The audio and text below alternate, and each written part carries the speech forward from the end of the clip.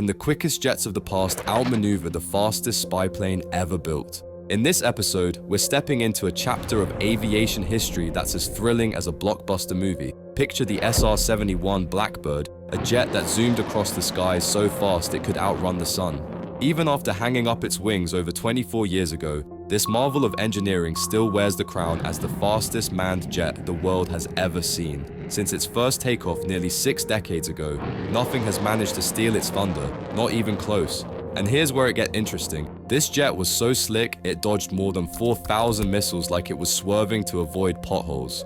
Now, you might be wondering, with a bird this swift, how did America's top fighter jets, the F-14 Tomcat and the F-15 Eagle, even begin to catch up? Well, they had their work cut out for them, and today, we're going to unwrap the story of how they tried to pin down the king of the skies. So buckle up, this ride through the clouds is about to get fascinating. The SR-71 Blackbird, a masterpiece of engineering. So, let's start with the mastermind behind the SR-71, Kelly Johnson. This wasn't his first rodeo. Johnson had already turned heads with his designs like the P-38 Lightning and the U-2 spy plane. But with the Blackbird, he really went all out.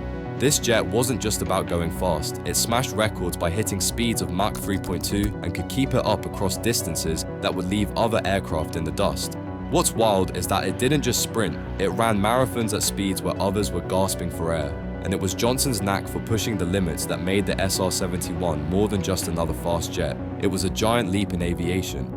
But creating a jet that could travel faster than a rifle bullet wasn't just about drafting up some blueprints and hitting the assembly line. The challenges were as tough as making a smartphone the size of a credit card that could fold and fit into your wallet without a hitch. Engineers had to come up with wires that wouldn't melt from the sheer heat of flying that fast and hydraulic fluid that could work both on the ground and when cruising high above the clouds. And here's the interesting part. Most of this jet was built from titanium, a metal not just known for its sturdiness but also for being hard to get. And guess where they got it from? None other than the Soviet Union, the very country the SR-71 would later keep an eye on. Talk about a bold move. They even had to design special quartz windows that wouldn't just turn into a sauna glass at high speeds, proving that when it comes to setting records, every tiny detail needs to be perfect. Stealth and speed, the Blackbird's clever tricks. Now, let's dive into how the Blackbird managed to slip through enemy fingers with such finesse. While it wasn't stealth in the way we think of today's invisible jets, the SR-71 was sneaky in its own right. It wore a coat of special paint that helped it hide from radar, making it a slippery shadow in the skies.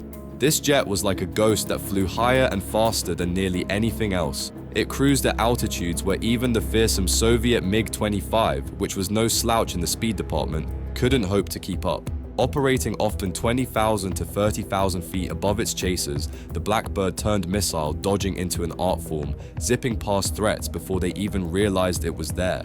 It's no wonder that catching this bird was like trying to grab smoke with your bare hands. It was almost untouchable. Challenging the champions, F-14 and F-15 take on the ultimate target. When it came time to really test the mettle of the US military's finest, the F-14 Tomcat and the F-15 Eagle, they didn't get an easy target. No, they were tasked with trying to tag the fastest bird in the sky, the SR-71 Blackbird. Imagine being a pilot in one of these fighter jets, and your training mission is to catch a jet that's pretty much a blur at best. The SR-71 served as the ultimate moving target, almost taunting the F-14 and F-15 with its blistering speed and sky-high flight path.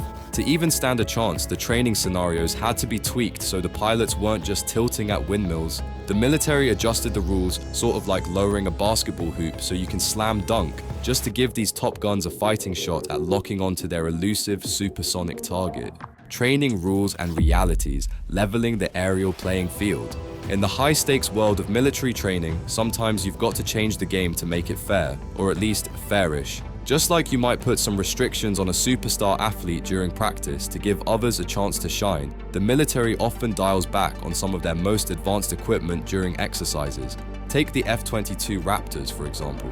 These jets are sometimes held back in their range or stealth capabilities to really test their pilots against older models. In the same vein, SR-71 pilots had to pull their punches in training missions. They didn't use their Blackbird's full speed or all of its stealth tricks, ensuring that F-14 and F-15 pilots could actually engage in a meaningful way. It wasn't about making it easy, but about making the training useful, giving these pilots a taste of chasing a near untouchable target without making it downright impossible. Eagle versus Blackbird, the tactical dance. When the F-15 Eagles squared off against the SR-71 Blackbird, it was less of a chase and more of a high-altitude ballet where every move was calculated and every step was choreographed. The Eagles faced a steep challenge. Not only did they need to climb to dizzying heights to even see the Blackbird, but they also had to tweak their radars just to track it. Originally, their radars could only spot speeds up to 1,500 meters per hour, a crawl compared to the Blackbird zipping by at nearly 2,000 meters per hour. To give the Eagles a sporting chance, the SR-71 would sometimes throttle back to Mach 2.8 and fly along a path as predictable as a morning commute. This setup allowed the F-15 pilots to practice their intercepts without turning their training into an exercise in futility, giving them a glimpse of what it would be like to tangle with the fastest thing in the skies. The Tomcat's edge, the Navy's F-14. Tomcat came to the game with some serious tech up its sleeves, boasting the formidable AN/AWG-9 radar and AIM-54 Phoenix missiles, which were like the sports cars of aerial combat, hitting speeds of Mach 4. This gear gave the Tomcat a leg up on paper, theoretically outpacing the Air Force's own F-15 Eagles when it came to hunting the elusive SR-71 Blackbird. But even with this advanced arsenal and tactics like keeping open lines for radio tips on where to find their swift quarry, Tomcat pilots quickly learned that theory and practice don't always line up. Despite their technological edge, the SR-71 remained a slippery foe, turning each training session into a high-speed game of tag where the Blackbird was always it and rarely caught. Conclusion: legacy and lessons. The chase may have ended, but the lessons from the SR-71 Blackbird's dance with the F-14 Tomcats and F-15 Eagles continue to echo through the corridors of military strategy and aviation design. These high-speed, high-altitude training missions were more than just drills. They were pivotal in shaping the future of aerial combat and radar capabilities.